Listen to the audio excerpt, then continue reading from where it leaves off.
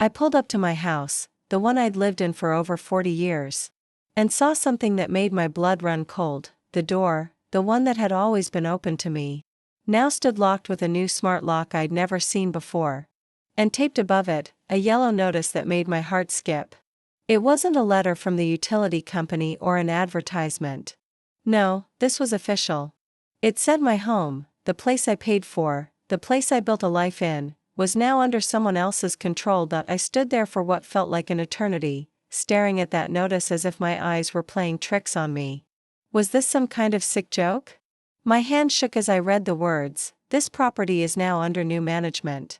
The previous occupant, Margaret Cole, has transferred ownership." I couldn't believe what I was reading. My name. My house. Gone. Before I tell you what happened next, would you do me a favor? Hit that subscribe button, turn on the little bell, and let me know where you're watching from. It really helps us know where these stories are reaching and keeps you updated with more of these shocking, real-life tales. The moment I saw the notice, I felt like the ground was pulled out from under me. I tried to turn the key in the lock, but it wouldn't budge. The deadbolt had been changed. Who would do this to me? I had worked my entire life to make this house a home, and now someone was taking it away. My fingers trembled as I tried to wrap my head around the situation. Karen, my daughter-in-law, had been pushing for simplified estate planning for months. But this? This wasn't planning. This was a takeover. I quickly dialed Evan, my son, but the call went straight to voicemail. I left a message, telling him to call me immediately. As I stood there, frozen in front of the door, it became painfully clear, Karen had done this, and Evan wasn't standing up for me. Without wasting another moment, I called 911. A civil standby, the dispatcher explained. I would need help from the police to resolve this without forcing my way in. But I already knew that this wasn't going to be a simple matter. This was war. I felt my chest tighten as the officer arrived. "Ma'am, this is a civil matter," he said, his voice calm and detached. "I can't break the door down for you. You'll need to go to court for that." That's when I realized the truth. This wasn't just an inconvenient lock change. This was a deliberate move to take control of my home. And my son, the one person who should have protected me, was nowhere to be found. He wasn't picking up my calls. He wasn't helping me. Karen had been waiting for this moment, and it seemed like she had everything in place. But I wasn't going down without a fight. Not this time. I needed a plan. The next steps would require proof that this wasn't just some misunderstanding. I gathered my thoughts and started making calls. First to legal aid, then to a few trusted friends. It was time to fight back, to take back what was mine. Before I could formulate a plan, my phone buzzed again. It was Evan. The phone call from Evan barely lasted a minute. He didn't sound surprised, didn't offer me any comfort. It was as though he knew exactly what was going on, and he was choosing not to care. When I pressed him for answers, he muttered something about Karen just handling things, and promised he'd talk to her later. But I couldn't just sit around and wait for him to handle things. My home was at stake. My life. And I wasn't about to let Karen take that from me. I hung up the phone, my hands still trembling, but now with a different kind of anger. I couldn't rely on Evan. I needed to do this myself. I started pulling out every piece of paper I had, deeds, property tax receipts, and a stack of old insurance papers. The records I'd kept from the day I bought the house were the only solid thing I had left in this mess. The deed was the first thing I found. I ran my fingers over it, almost like I was making sure it was still real. This document proved my ownership, my claim to this house. It was stamped with the county seal, and I had always kept it in a safe place. I grabbed it, staring at the paper like it was the key to everything. Then I grabbed the tax receipts. I hadn't missed a payment in over 30 years. I'd worked hard for this, worked too hard to let someone else waltz in and make decisions about my home without so much as a conversation, but it wasn't enough to just gather documents. I needed something else. Something that would tie Karen to this. And that's when I remembered her voicemail, the one where she had called me old-fashioned for wanting to keep everything in my name. Where she'd bragged about the estate streamlining she'd been working on for months. I dug through my phone until I found it. The voicemail that had haunted me. The one where Karen said, "We're just clearing things up. Don't worry, Margaret. It's all part of the plan. This is better for everyone. I could feel the bile rising in my throat as I played it back. Better for everyone, she had said. Better for her, I thought bitterly. It wasn't better for me, that much was clear. I didn't waste any more time. I called legal aid. You need to gather all of the proof you have, they told me. Get the deed, the tax records, the voicemail. Make sure you have everything documented. Then we'll help you file for a temporary restraining order, TRO. It felt like a small victory, the first step in what would likely be a long, ugly fight. But as I sat down to make my notes and organize my documents, I realized something else. I was going to need more. I had to be thorough. This wasn't just about proving I owned the house. It was about showing that someone had deliberately tried to take it from me. I paused for a moment, staring at the pile of papers in front of me. These were the facts. The unarguable truth. This would be my proof. I had one more call to make before I could move forward. I needed to talk to the real estate agent. I stared at the deed again, the county stamp mocking me as it sat on the kitchen table. I'd never imagined I would need this document to defend myself. I thought of Karen's smug face when she'd suggested she could take care of everything. The more I thought about it, the angrier I became. This wasn't about simplifying anything. It was about control, and I wasn't about to let her get away with it. The 911 call wasn't easy to make. It felt like admitting defeat before the battle had even started. But when the dispatcher said they'd send an officer for a civil standby, I knew it was the only option. If I wanted my house back, I had to play by the rules, and hope that the law would side with me. The officer arrived about an hour later. His uniform was crisp, his face serious, but there was something detached about the way he looked at me. "Ma'am, this is a civil matter," he said, glancing at the lock and the notice taped to my door. "I can't force entry. You'll need a court order for that." I clenched my jaw, trying not to let my frustration show. "You're telling me you can't do anything?" I asked, trying to keep my voice steady. The officer nodded, confirming what I had already feared. This was officially out of my hands for now. He asked if I had any proof of ownership, and I handed him the deed and tax receipts. I couldn't help but feel a sense of helplessness as he flipped through the pages, barely looking at them before handing them back. "These documents will help," he said. "But you'll need to go to court to get a ruling on who has the right to this property." A cold wave of reality washed over me. This wasn't going to be solved in a day. It wasn't going to be solved with just a phone call. What should I do now? I asked, trying to suppress the rising panic in my chest. The officer seemed to hesitate for a moment, then gave me a number for a magistrate's court where I could file for an emergency temporary restraining order, TRO. "It's your next step," he said before turning back toward his patrol car. As I watched the officer drive away, I felt an odd mix of relief and dread. At least I had a path forward. But it was a long road, and Karen's grip on the situation seemed stronger than ever. Before I could even think about the next step, I heard a car pull into my driveway. It wasn't a sound I recognized, but it was too close. I squinted through the front window and saw a moving van slowly pulling up to the curb. My heart leaped into my throat. "No, no, no," I muttered under my breath as I rushed toward the door. This couldn't be happening. It wasn't supposed to happen this fast. But there it was. The van was already parked, the back doors wide open. I threw the door open and stormed outside, demanding answers. The driver of the van froze when he saw me standing there. "What do you think you're doing?" I snapped. He glanced nervously at the front door, then back at me. He began, but I didn't let him finish. "No one moves anything out of my house without my permission." "Who told you to do this?" The man looked uncomfortable, glancing around as if waiting for someone to tell him what to do. I could feel the heat rising in my chest as the van's back doors swung wide, revealing several boxes and furniture pieces stacked neatly. "I'm just here to pick up the items for Karen Cole. She told me to." My world tilted. Karen. Of course it was Karen.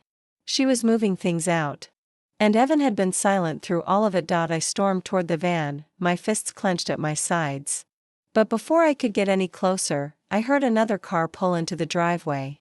I turned to see Karen herself stepping out of her car, a forced smile plastered on her face. "Margaret, what are you doing?" she asked, her voice dripping with false sweetness. "We're just cleaning up the place a little. I thought you would understand." Cleaning up. Streamlining. Those were her words. But it wasn't cleaning. It was theft. I took a deep breath, fighting back the tears that threatened to well up. This wasn't the time for tears. This was the time for action. "Karen, get out of my house," I said, my voice steady but sharp. "Get out, now. I want everything moved back inside. If you don't, I'll be going straight to court to get an order that forces you to." She just smiled, that same smile that made my blood boil. "You don't have to be so dramatic, Margaret.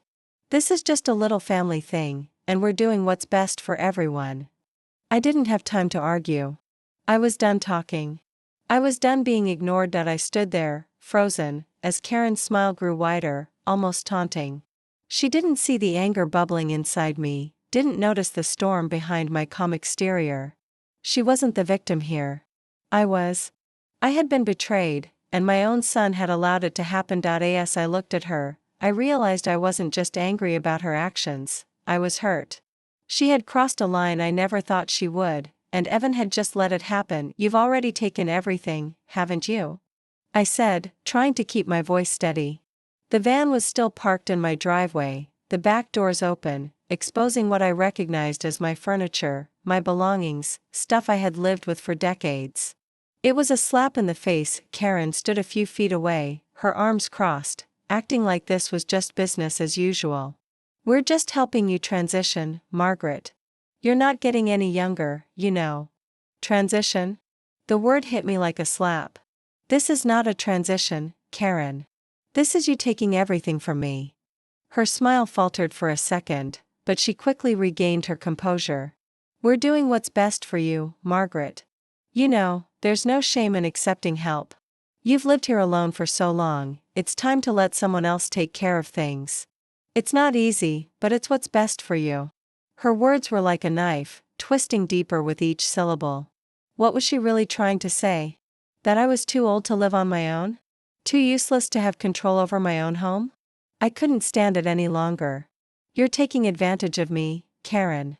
You think because I'm older, you can just push me out of my own home? No one is going to take this from me. Not you, not anyone." She rolled her eyes, clearly unfazed by my words. "You're being dramatic, Margaret. We're just doing what's best for the family." I wanted to scream, to run after her, but I knew that wouldn't get me anywhere. I had to stay calm. I had to think. I wasn't just going to let her get away with this. That's when I remembered something, the caregiver agreement. I had heard Karen mention it a few times in passing. A caregiver agreement she had prepared to make sure that everything was sorted out after my health problems. I had never signed anything. It was all a lie. I needed proof. I grabbed my phone and quickly scrolled through my emails. Sure enough, there it was, the document titled Caregiver Agreement for Margaret Cole. I clicked on it, feeling my hands tremble. It looked official, almost too official. But there was one glaring problem: I hadn't signed it. There was a place for my signature, but it was blank. Karen had forged it. I couldn't believe it. She had taken it upon herself to make decisions on my behalf, using a piece of paper that wasn't even valid. I snapped a screenshot of the agreement and sent it to my lawyer, along with a note explaining everything. I had evidence, real, undeniable evidence that Karen was trying to manipulate me. I called legal aid again, telling them about the forged document and how Karen had been using it to justify her actions. "This is fraud," they said. "You need to file a forgery affidavit immediately, and we can help you take further steps." I felt a sense of relief wash over me. I wasn't powerless. This wasn't the end. It was just the beginning, but even with all this proof, I knew there was more to uncover. Why had Karen gone so far? What was she really after? I looked back at the van. The contents inside felt like they belonged to someone else. Not me. Not anymore. But I was going to take it all back. After the shock of finding the forged caregiver agreement, I thought I had enough to push back. But something still gnawed at me. Karen's story didn't add up.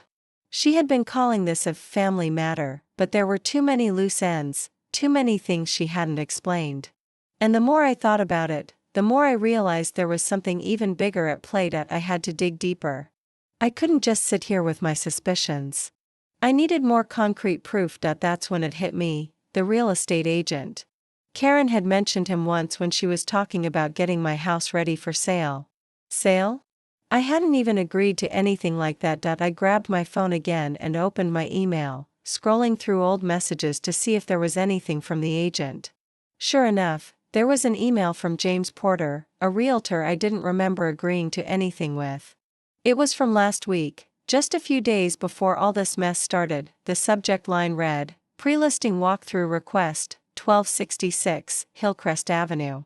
I clicked open the email, and there it was. It was polite but to the point. James was asking for my permission to do a pre-listing walkthrough. Pre-listing walkthrough? I thought I was being smart when I avoided opening this email earlier. But now, it felt like a slap across the face. I never authorized anything like that. I didn't even know what it meant. The message went on to say, if Margaret Cole is unavailable, we can proceed with the walkthrough when she is free. We want to ensure everything is in top shape before we list the property. My stomach churned. There it was. They were already making plans to sell my house. Without my permission. Without even telling me. I wasn't just being kicked out. They were selling me out. I called James Porter immediately, feeling my heart pounding in my chest. When he answered, he was friendly, almost too friendly, and completely unaware of the storm brewing behind my calm exterior. "Hello, Mrs. Cole," he said, almost cheerfully. "How are you today?" I cut him off before he could go any further. "James, I just read your email about a pre-listing walkthrough. What is this about? I never authorized any sale of my house." There was a brief silence on the other end, followed by a nervous chuckle. "Oh, Mrs. Cole, we just wanted to be prepared. Your daughter-in-law, Karen, said you were looking to sell, and we thought we could help expedite the process. It's nothing to worry about. We haven't listed it yet, of course." I couldn't believe what I was hearing. "You've been talking to Karen, haven't you?" I pressed. "You've been making plans with her behind my back." He hesitated. "Well, she mentioned that you might need some help, and I wanted to make sure everything was in order for when you were ready. She told me you were considering it. We didn't want to waste time." I could feel the anger rising inside me. Karen has no right to speak for me. I never said I was considering selling. I never said anything about it. My voice was shaking now, but I didn't care. "I need you to send me every piece of paper she signed or emailed to you. You need to provide me with everything." The line went quiet for a moment before James spoke again, this time with a nervous edge. "I'm afraid I can't do that without her permission, Mrs. Cole." "Then you'll have to wait for my lawyer," I said firmly. "I'm not just handing over my house. I'll be contacting you soon with a cease and desist letter. You've been working with Karen, and you'll have to answer for that." James muttered something about legalities and waiting for instructions, but I wasn't listening. I had what I needed, proof that Karen was already working behind the scenes to take my home. I hung up and stared at the phone for a long time, letting the anger settle into a simmering frustration. This wasn't just about me anymore. This was a fight for my rights. This was about stopping Karen from taking what wasn't hers. I called legal aid once more, explaining the new revelation. They told me to start gathering everything related to the realtor and to make sure I had a paper trail of every interaction Karen had initiated. I didn't just have to fight her. Now, I had to fight the people who were helping her. I wasn't backing down. Not now, not ever. The phone call with James Porter had set off a chain reaction I couldn't ignore. My house was on the line. Karen and her crew had already made moves behind my back, and now I was more determined than ever to take control of the situation. But I needed to act fast. I couldn't let them get another step ahead of me. I woke up the next morning with a sense of urgency gnawing at me. The sun hadn't even risen yet, but my mind was already working 100 miles a minute. I grabbed the stack of documents I'd been collecting, the deed, the tax receipts, the voicemail from Karen, and the emails from the realtor.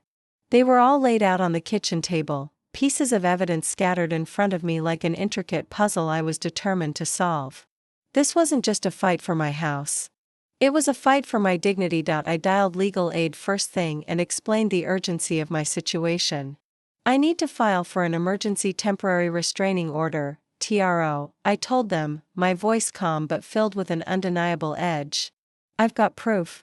I need action, and I need it fast.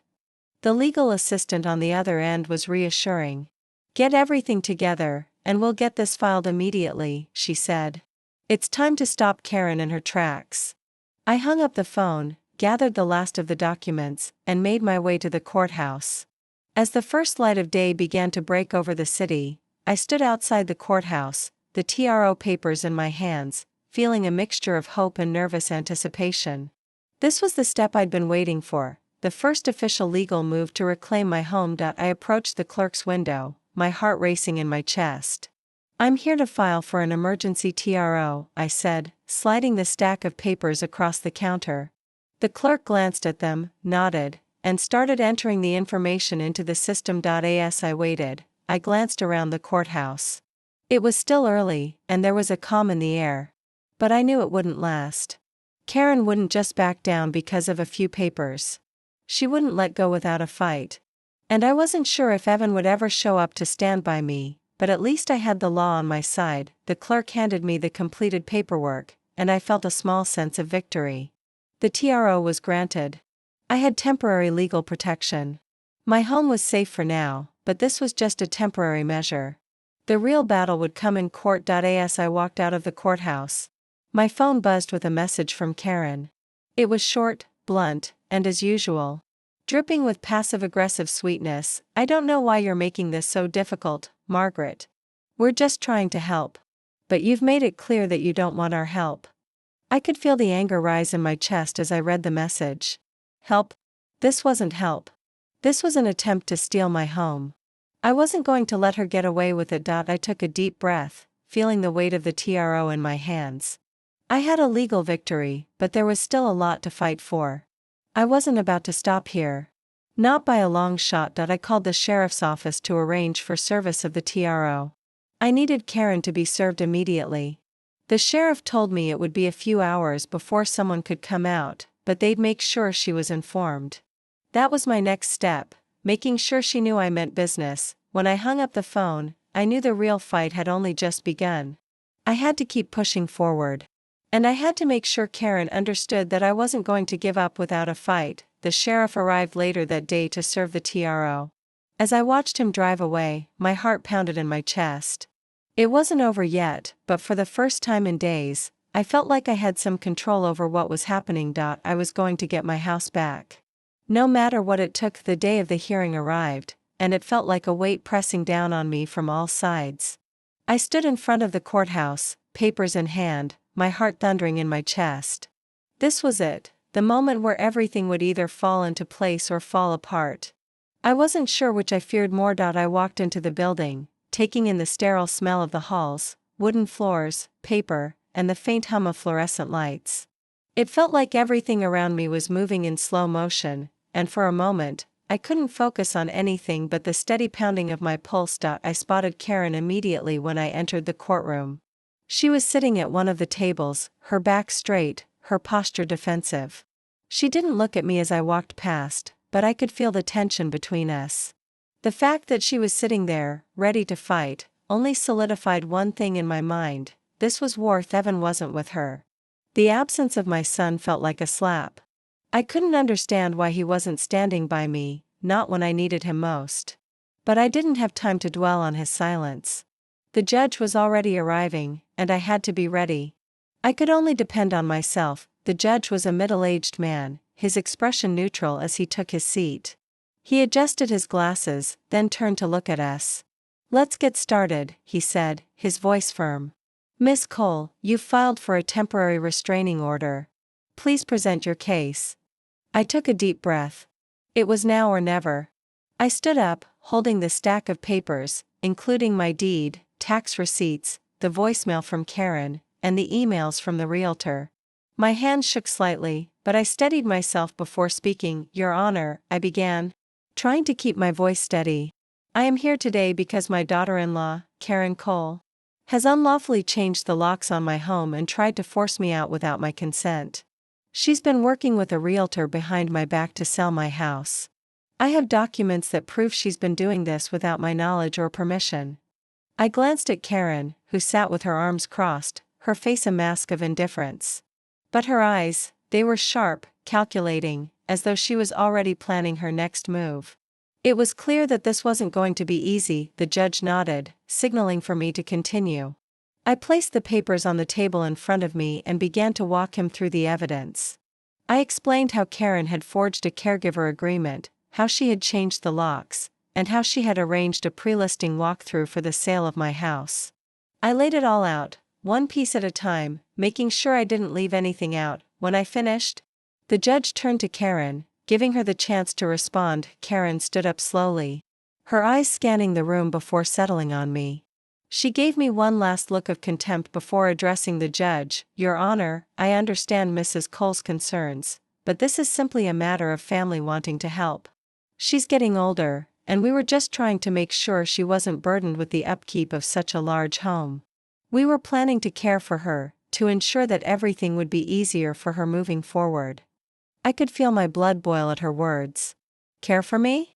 That was a lie. It wasn't about caring for me, it was about taking what she wanted. I glanced at the judge as he listened to her words, and for a moment, I thought he might be buying her story. I couldn't let that happen. I had to fight harder. Your Honor, if she were truly concerned for my well-being, she would have discussed this with me, not behind my back. This isn't about care, it's about control. She's been planning to sell my house without my consent, and I can't let that happen.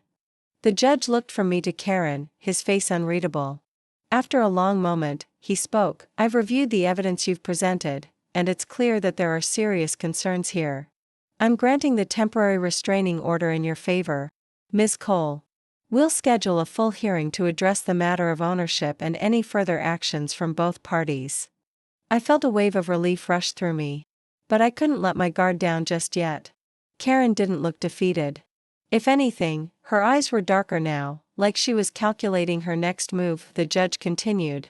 This TRO will be effective immediately, and any attempts to remove Ms. Cole from her property or interfere with her possessions will be met with legal consequences. The sheriff's deputy handed me a copy of the order, and I took it from him, my hands shaking slightly. I glanced at Karen, who was already gathering her things. But before she left, she looked at me one last time. This isn't over, Margaret, she said in a low voice, her smile tight. You haven't won yet. I didn't respond. I didn't need to. I had my TRO, and I had time. I was going to get my home back.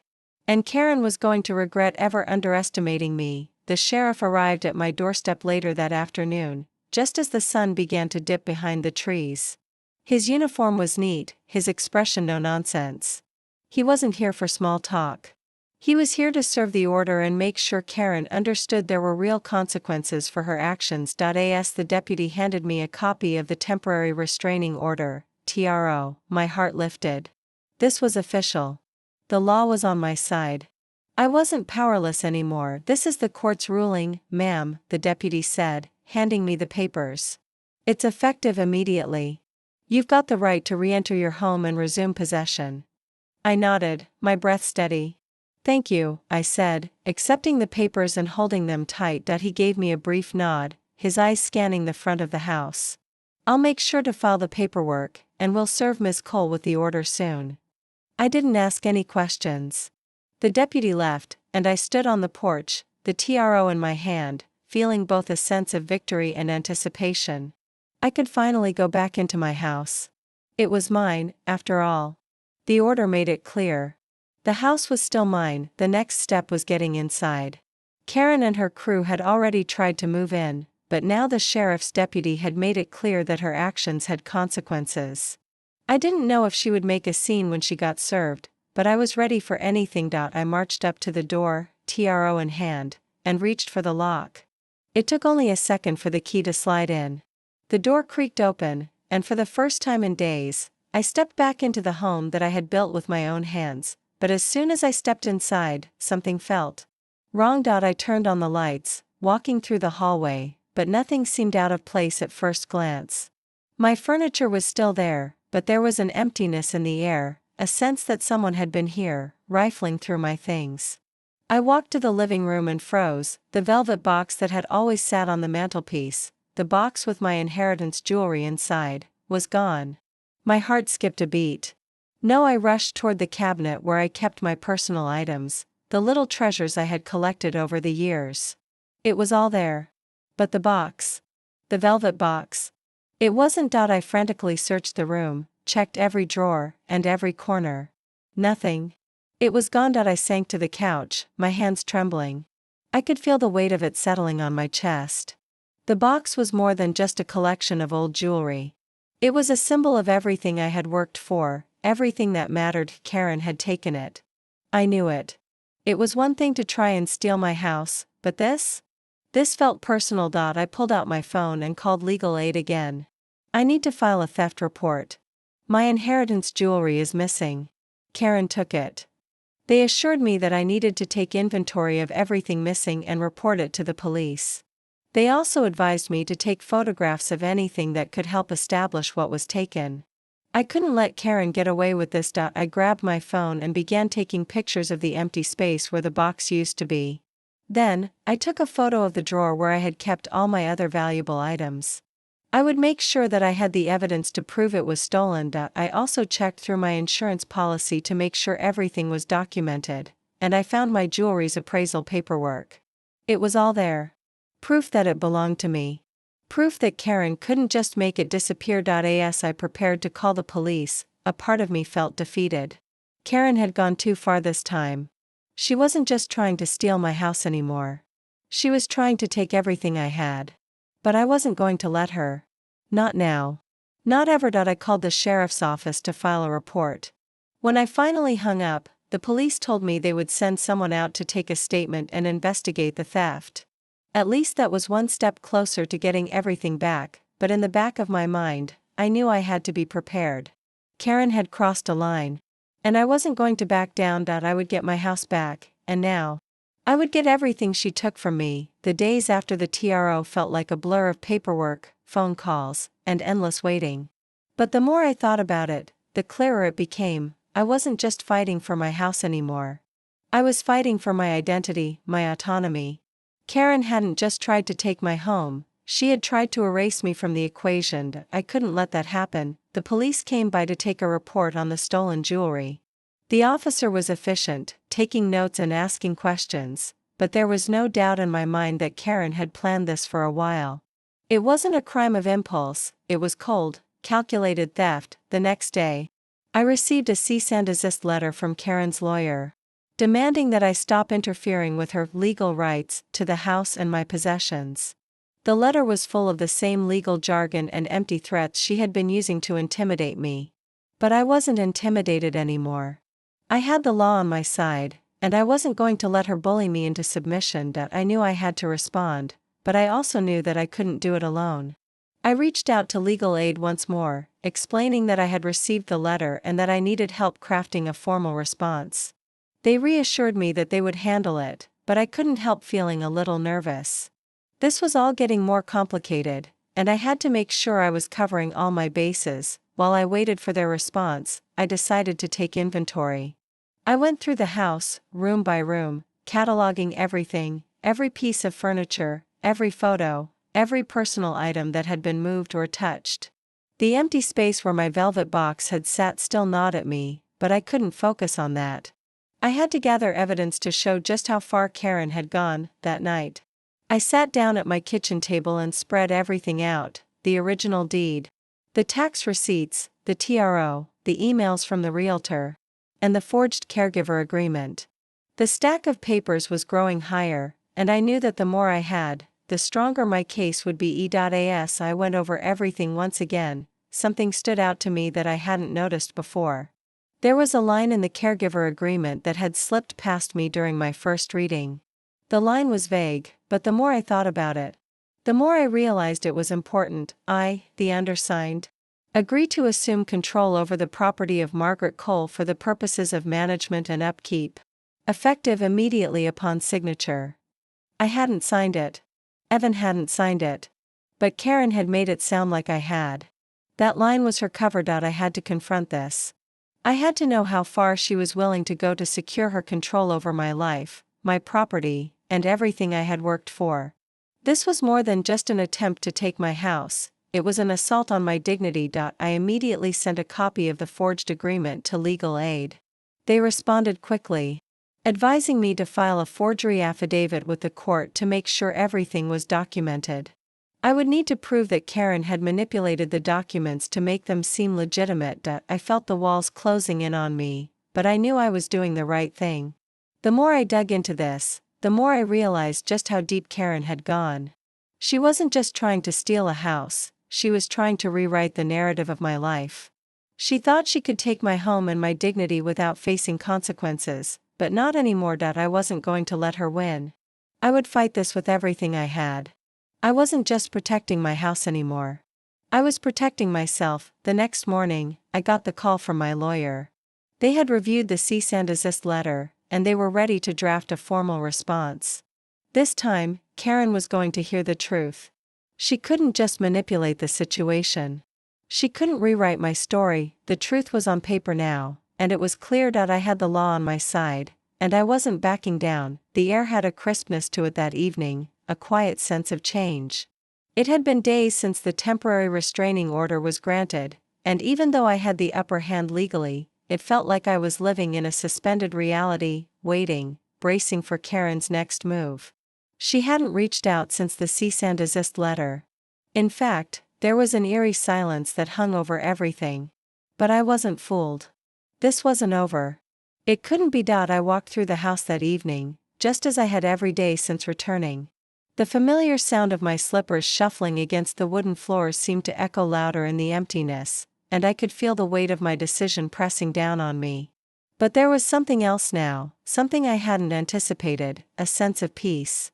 For the first time in a while, I stood in the middle of my living room, looking around at the furniture that had seen me through good times and bad, the pictures on the walls that held my memories. I had fought for these things, for this place.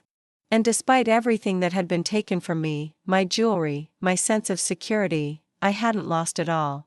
Not yet. I looked out the window at the darkening sky. The porch light outside flickered on, casting a soft glow across the yard. I found myself walking toward it, almost as if it were calling me.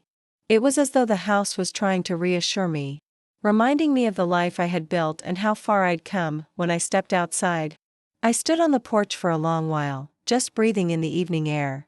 The street was quiet, the sound of crickets in the distance a constant reminder of the world continuing on.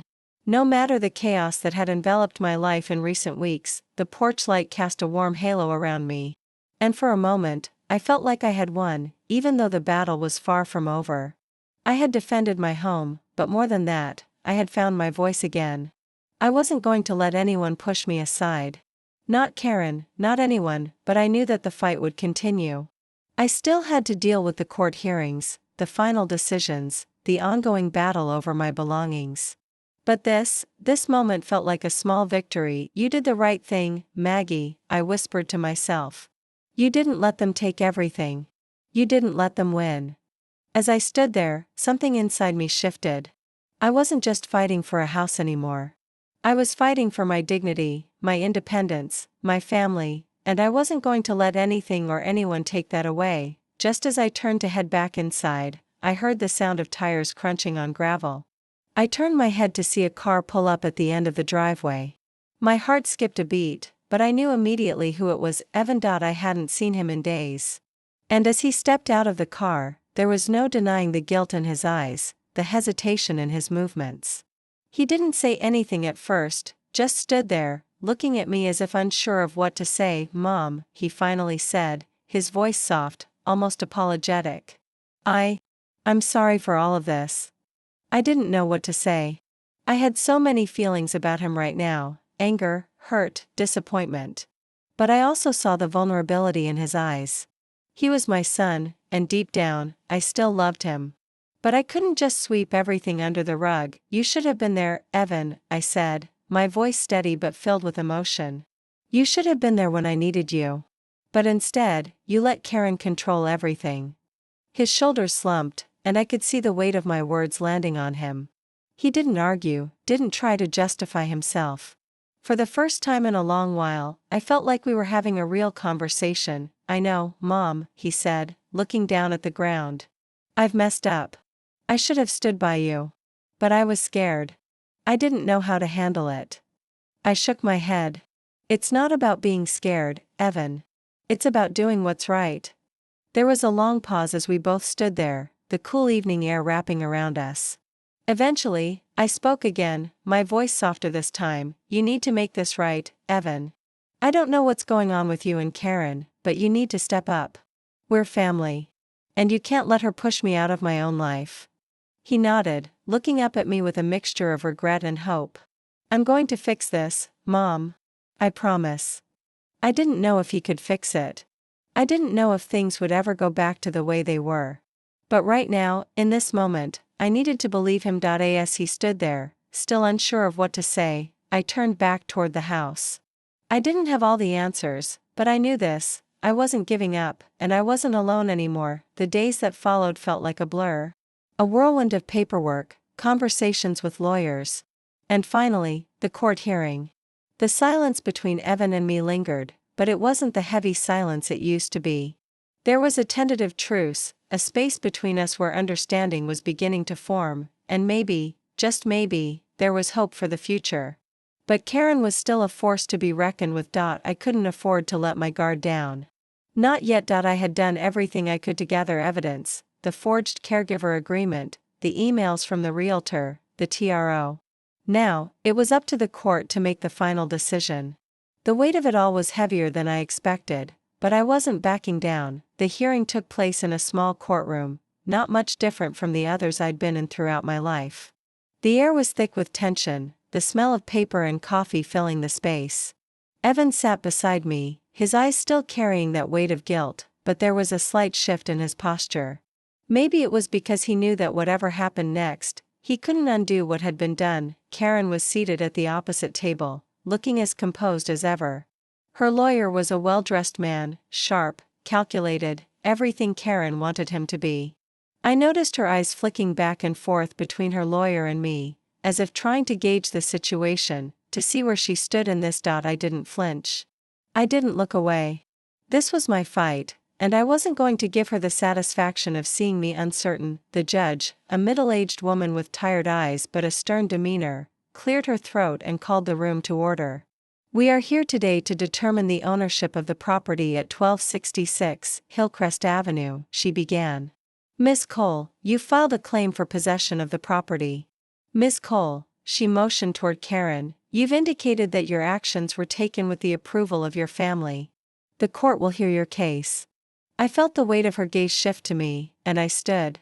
Your Honor, I began, my voice steady, I've spent my life building this home. I've paid for it. I've maintained it. And I've never once agreed to hand it over to anyone, not even my family. I am the rightful owner, and I ask the court to recognize that. I laid out my evidence: the TRO, the forged documents, the emails from the realtor, and my inventory of the stolen jewelry. I explained how Karen had manipulated the situation to try to force me out of my home, and how Evan had been complicit in letting it happen. The judge listened intently, occasionally scribbling notes. I didn't expect an immediate decision. But I wasn't prepared for the silence that stretched between the arguments. Karen's lawyer was next. Your Honor, we understand Ms. Cole's concern. But we must remind the court that she is of advanced age and has been unwilling to accept the support offered by her family, he said smoothly, casting a glance at Karen. It is only logical that the property be transferred to ensure her safety and well-being. Karen's lawyer went on to argue that I had been unwilling to cooperate, and that Karen's actions were in my best interest. He even had the gall to bring up my health issues, though I had never signed anything that allowed them to take such actions on my behalf. As he spoke, I felt my blood boil. This wasn't about my health. This wasn't about helping me. This was about control. They were trying to sell me a story, but I wasn't buying it anymore. When he finished, the judge turned to Karen and her lawyer, asking if they had anything else to add. Karen didn't say a word. She just sat there, her hands folded neatly in front of her, as though none of this mattered. The judge turned back to me. Miss Cole, I've reviewed the evidence presented by both parties. I believe there has been a serious violation of property rights and personal autonomy in this case. I held my breath as she paused, looking at the papers in front of her. Finally, the judge spoke again. The court rules in favor of Ms. Margaret Cole. You are the rightful owner of the property. Ms. Karen Cole and her representatives are to cease all attempts to interfere with her home, and a restraining order will be placed against any further unauthorized actions. I couldn't believe it. It was over, but Karen wasn't finished. She stood up quickly, her eyes blazing with fury, and I saw the mask of civility crack for the first time. This isn't the end, Margaret, she said through clenched teeth. You'll regret this. I stood up, facing her directly. I'm not afraid of you, Karen. I never was. The judge banged the gavel, dismissing the hearing, and I felt a strange sense of relief flood through me. It wasn't just about winning in court, it was about taking back control. It was about showing Karen that I wasn't backing down. As I walked out of the courtroom, Evan finally stepped toward me. He didn't say anything at first, just gave me a long look. Then, he whispered, "I'm sorry, Mom." "I know, Evan," I said, putting a hand on his shoulder. "But you have to understand that family isn't about control. It's about respect." He nodded, his face softening. "I'll make it right. I promise." We walked out together, the weight of the judgment still settling around us. But I knew, for the first time in a long time, that I had won. The days after the hearing were filled with a mix of relief and exhaustion. The weight of the court's decision had lifted a heavy burden off my shoulders, but I knew the battle wasn't over. The truth was, I still had to deal with the aftermath, the damage that had been done to my relationships and the years of bitterness I had to work through. Evan was trying. I could see it in his eyes, the way he hesitated, the way he apologized over and over again. He kept telling me he would make things right, that he'd learn from this. But I wasn't sure. Could I trust him again? Could I trust anyone in my family to have my back when it counted? That day, the lawyer I had been working with called to inform me that Karen had signed the cease and desist and the family agreement. It wasn't the full restitution I had been hoping for, but it was a start.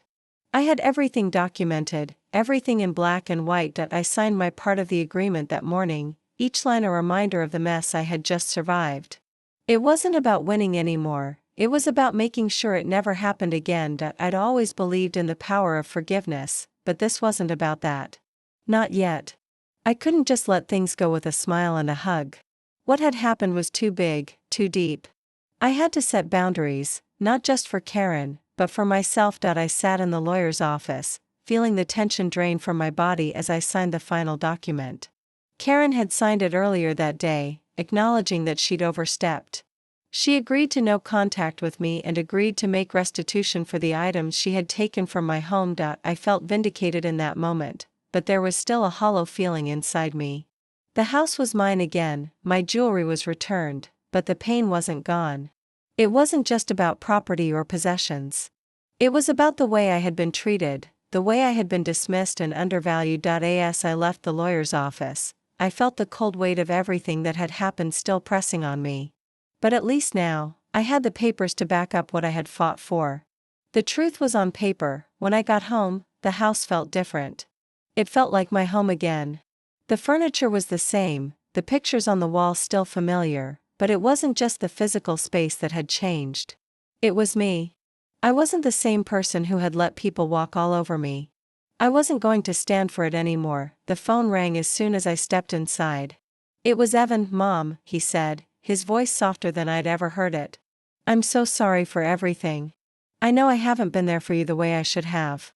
I don't know how to make it up to you, but I will. I swear I will." I was quiet for a moment, my fingers still gripping the phone tightly. "Evan," I said finally, my voice calm but firm. "This isn't just about saying sorry. It's about respect. It's about being there when it matters. You can't just expect everything to go back to normal.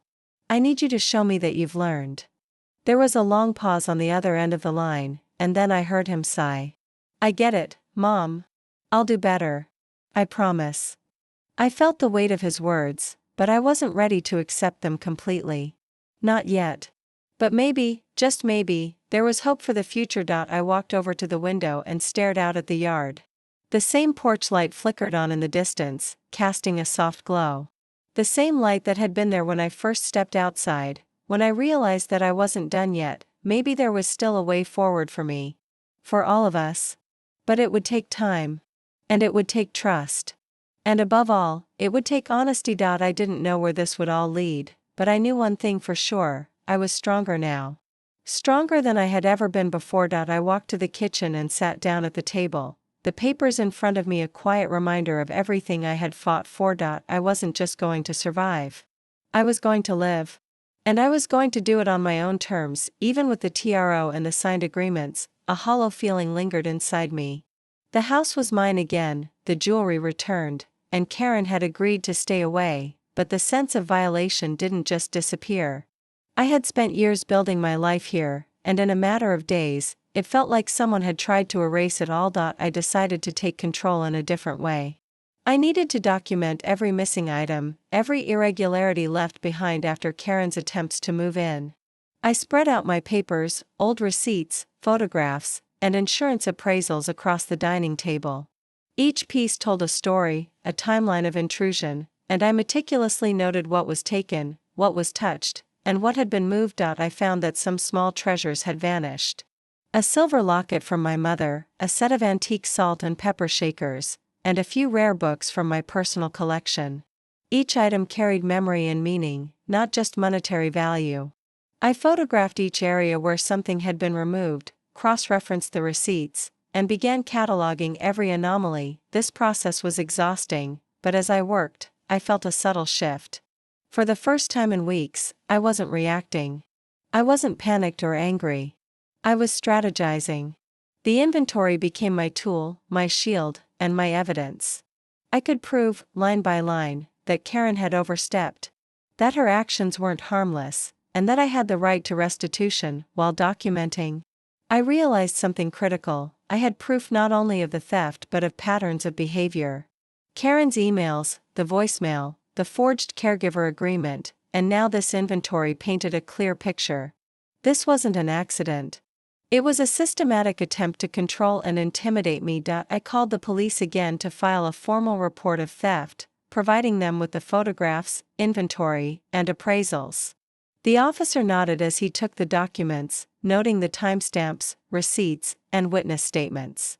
He assured me that the evidence was strong and that the investigation would proceed. The process was painstaking, but with each entry, I felt a sense of empowerment returning. Karen had tried to make me feel small and powerless, but I wasn't letting that happen.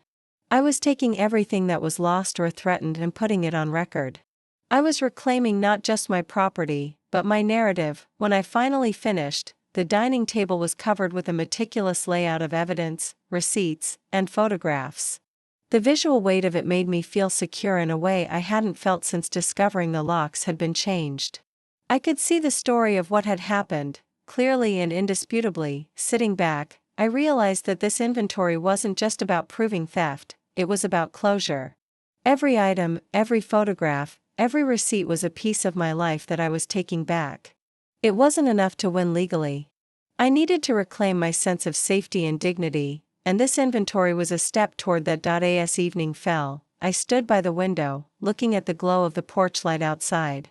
It wasn't just illuminating the yard anymore, it was illuminating my resilience. Karen may have tried to take everything, but I had documented the truth. And the truth was on my side. This was no longer just a fight for my house. This was a fight to protect the life I had built, to preserve my legacy, and to assert that no one, not even family, could take that away from me without consequences. The morning was quiet, almost serene, but I could feel the tension coiled beneath the surface. Today was the final step, the day Karen and I would sign the formal family agreement, detailing boundaries, restitution, and the rules she had to follow. It wasn't a victory party. It was a moment of accountability. I had waited a long time for this, and now it was here. I arrived at the lawyer's office early, the crisp air outside doing nothing to calm my racing heart. The table in the conference room was pristine, papers neatly stacked, pens ready for signatures. I laid out my own copies of the TRO, inventory lists, and evidence of the forged documents, all neatly organized to leave no room for doubt. Everything I had fought for was here, on paper. When Karen arrived, she was her usual composed self, but I noticed subtle signs of tension. Her hands trembled slightly as she set her purse down. For once, her confident demeanor faltered, and I allowed myself a brief sense of satisfaction. I had brought her here, and now the truth had a stage. Our lawyers exchanged the necessary formalities, ensuring that everything was notarized correctly. The room was silent except for the scratching of pens on paper as the documents were carefully reviewed. Each line represented a boundary, a limit, a statement that my home, my belongings, and my autonomy could no longer be ignored. Finally, it was time to sign. I picked up the pen, feeling the weight of the moment. My hand hovered over the paper briefly. Each signature wasn't just ink on paper, it was assertion, protection, and triumph. I pressed the pen down and signed my name, deliberate, firm, leaving no room for misinterpretation. Karen followed, her signature neat but hesitant. She didn't meet my eyes. For the first time, she understood that this wasn't just a game she could manipulate. There were real consequences, and the law, along with my diligence, had caught up with her. Evan was there too, standing beside me, his eyes wary but sincere. He had taken the time to reflect, to recognize the harm that had been caused. He looked at me with a mixture of remorse and resolve. "I understand now, Mom," he said softly. "I won't let this happen again." I nodded. "This isn't just about apologies, Evan. It's about actions. Make sure your words are backed by behavior. Respect isn't optional, it's earned." With the documents fully executed, notarized, and legally binding, a weight lifted from my shoulders. The boundaries were clear, the restitution in motion, and Karen's interference formally curtailed. The fight had been long and arduous, but the law and my persistence had prevailed. As we left the office, I felt a sense of calm wash over me. It wasn't just relief. It was empowerment. I had taken the steps to protect my home, my belongings, and my dignity. I had faced betrayal, manipulation, and deceit, and come through standing tall. That evening, I returned home and stood on my porch, looking out at the familiar yard bathed in the soft glow of the porch light. It had been a long journey, but every step, every document, every proof of my ownership and truth had led to this. I had reclaimed my home. I had reclaimed my voice. And I had reclaimed my power. Before I end this story, I want to say something to you watching. No one has the right to diminish your life or your worth. Stand firm, gather your evidence, and protect what is rightfully yours. Strength isn't measured by age, but by the courage to fight for your dignity. And with that, I finally stepped inside, leaving the porch light on, not just to illuminate the yard, but to light the way forward, a symbol that no matter what comes next, I would face it with courage and clarity. It had been a few weeks since the signing day. The air was different now. Still, but also charged with the quiet hum of change. The papers were signed, the restitution was underway, and the law had spoken. The agreement had held, and with it, a sense of finality. I had spent years building my life here. In this house, in this community, and though the last few months had been painful, they had shown me just how much I was capable of. I wasn't just surviving, I was thriving. And most importantly, I wasn't doing it alone. Evan, though still in the process of understanding, was there when it counted, and I had set boundaries that would protect me going forward. But beyond the practicalities and the legalities, there was something deeper I had reclaimed through all of this, a sense of self-respect. A knowing that I had done what was necessary to preserve the life I had built. I had fought, and I had won. The evening air had a familiar scent, earthy, cool, with a trace of autumn. The kind of scent that brought peace after a storm. I sat by the window of my living room, the porch light on outside, its glow spilling softly over the yard. Everything seemed as it should be, but I knew that, deep down, I was different. I had grown stronger through the battle, through the heartbreak and the betrayal. The soft click of the door opening behind me broke the silence. I didn't have to turn around to know who it was. Evan. I looked over my shoulder as he stepped into the room, his expression more open, more vulnerable than I had seen it in a long time. "How are you?" he asked, his voice gentle. I nodded, a small smile touching my lips.